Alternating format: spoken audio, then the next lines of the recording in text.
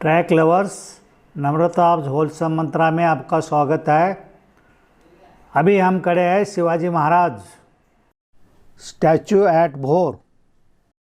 लोग रायरेश्वर पठार की ट्रैक करने जा रहे हैं।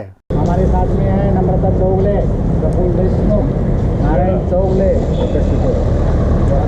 प्रकाश सितोड़े। ये हमारा गैंग है और उधर है अनिल कसलकर। भोर से रायरेश्वर पठार 18 किलोमीटर दूर है। रायरेश्वर पठार जाने के लिए रास्ते में अंबौडे गांव आता है। वहाँ शिवाजी महाराज के साथी जीवा महल्ले और कान्होजी जेदे उनकी समाधि है। उनके बारे में विस्तार से अगले वीडियो में हम जानेंगे। देशमुख हमको बताएंगे रायरेश्वर के बारे में। ये है रायरेश्वर का किला।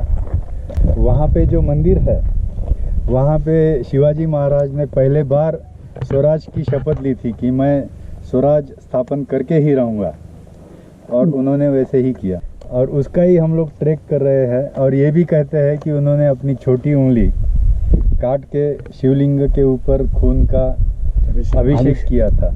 रायरेश्वर ट्रैक केंजलगढ़ और रायरी पठार के बीच में जो रिज है, वहाँ से जो खिंड है, वहाँ से शुरू होता है। रायरेश्वर पठार की लंबाई 21 किलोमीटर है। रायरेश्वर पठार के एक तरफ कृष्णा नदी का बेसिन है, तो दूसरे तरफ नीरा नदी का बेसिन है।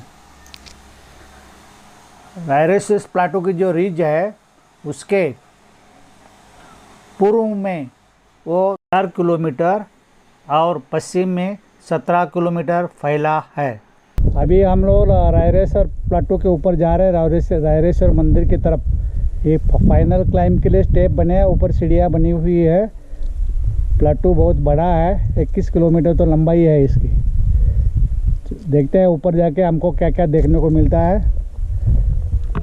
16वीं शताब्दी के इतिहास के पन्ने में हम झाँकेंगे तो हमको शिवाजी महाराज और उनके दोस्तों में स्वराज्य की भावना क्यों जाग उठी, उसका जवाब मिल सकता है। 16वीं शताब्दी में पूरे इलाके में निजाम शाह, आदिल शाह और उत्तर में मुग़ल का साम्राज्य था। जितने मराठी सरदार थे, वतनदार थे, वो इन्हीं लोगों के लिए काम करते थे। लखोजी जादव, जिनके शिवाजी महाराज पोते थे, वो भी अहमदनगर के निजाम के लिए काम करते थे। उनकी फौज निजामशाही में थी, लेकिन उन्हीं का और उनके 2 बच्चों का और एक पोते का निजाम के दरबार में ही उनकी हत्या कर दी गई थी।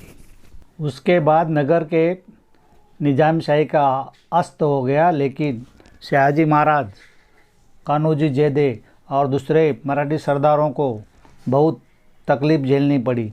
उसी की वजह से इन सब लोगों में स्वराज्य की भावना पनपने लगी, और उसका ही नतीजा हुआ कि शिवाजी महाराज ने यहाँ रायरी पे आके स्वराज्य की शपथ ले ली। इतिहास के पन्ने में झाँकते हुए हम लोग ट्रैकिंग का आनंद लेते हुए पत्थर में कटे हुए जो स्टेप्स है और जो लोहे की सीढ़ी लगाई है, वो चढ़ के पठार के ऊपर पहुंच गए हैं। विस्तीर्ण पठार हमको दिख रहा है। छत्रपति शिवाजी महाराज की जय। हर हर महादेव।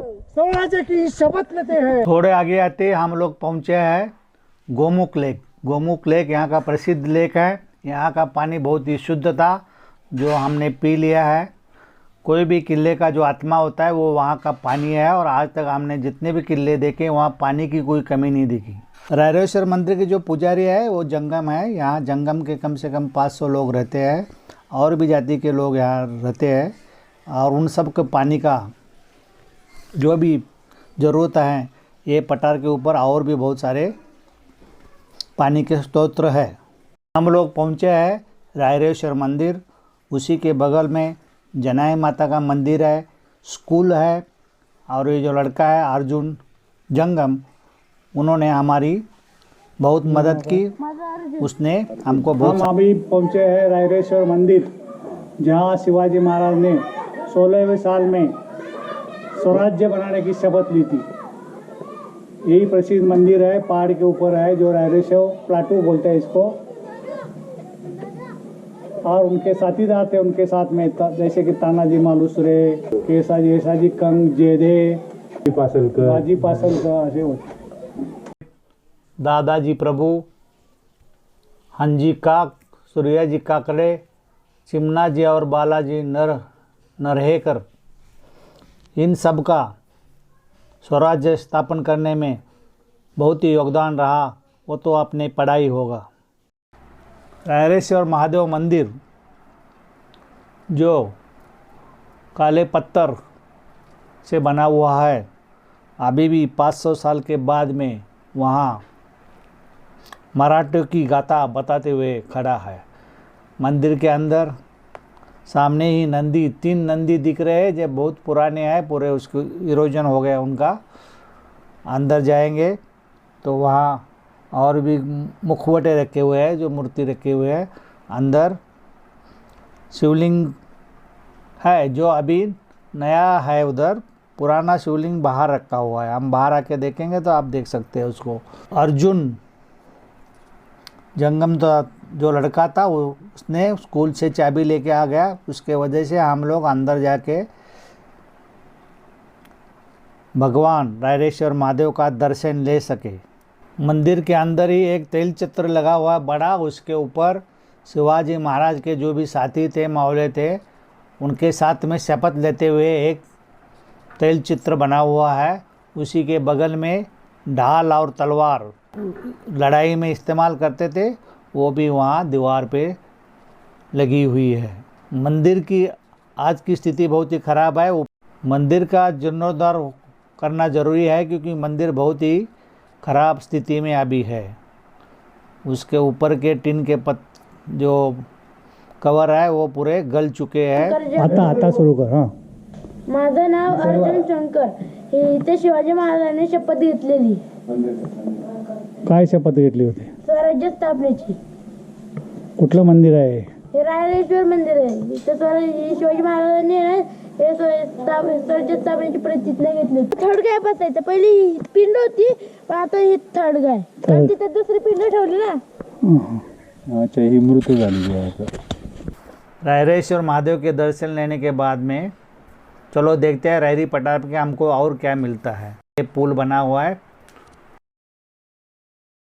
आगे एक छोटा सा ऊपर का गांव नज़र आ रहा है, कुछ घर नज़र आ रहे हैं। उसी के बगल में यहाँ के किसान अपने खेत में काम कर रहे। बैलों की 2 जोड़ी हमको यहाँ दिखाई दी। उनसे जब हमने बातचीत की तो वो बोले कि अभी बरसात ख़त्म होने के बाद में रबी के हंगाम में वो लोग यहाँ गेहूँ की खेती करते हैं। बिना पानी के इस पठार के ऊपर गेहूँ आ जाता है। बरसात के दिनों में वो खेत में अपने कुछ नहीं लगाते, बरसात होने के बाद में ही गेहूँ की खेती करते हैं।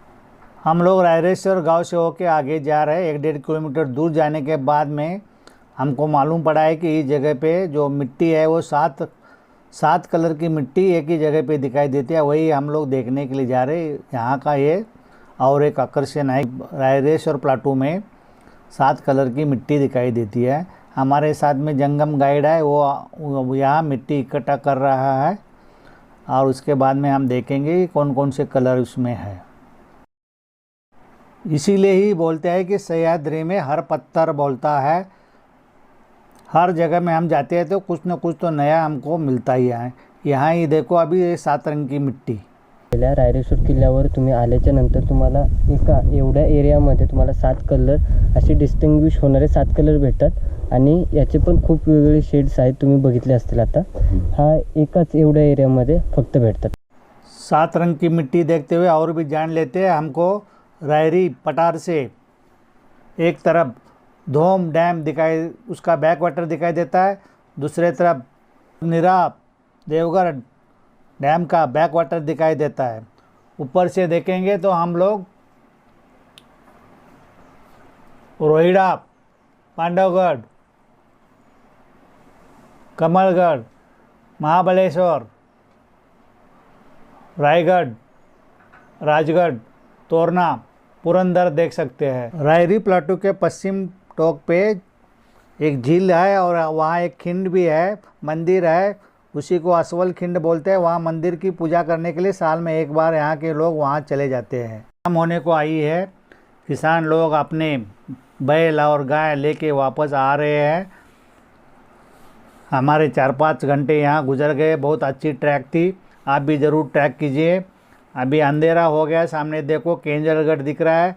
हम लोग नीचे उतर के केंजलगढ़ के पायते पे चले जाएंगे और रात में हम लोग वहाँ ही रहने वाले हैं मंदिर के